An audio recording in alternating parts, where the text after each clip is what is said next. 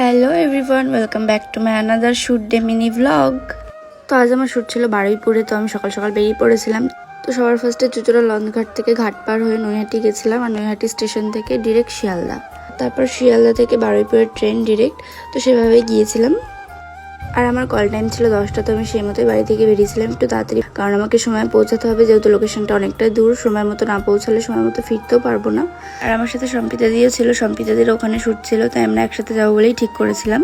দেখতে দেখতে বারুইপুর চলে এলাম, আর বারুইপুর স্টেশন থেকে 2 মিনিটের হাঁটা পথ দিদির স্টুডিও। তো আমরা চলে গেলাম স্টুডিওতে।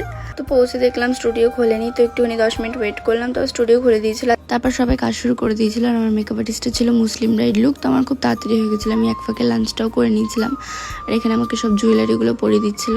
তো আমি ফুল কমপ্লিট হয়ে গেছিলাম। তো তারপর একে একে সবার ফটোশ্যুট হলো, লাইভ হলো, সবকিছু শেষ হওয়ার পর আমরা তাড়াতাড়ি করে মেকআপটা রিমুভ করে নিলাম, কারণ আমাদের ট্রেন ছিল।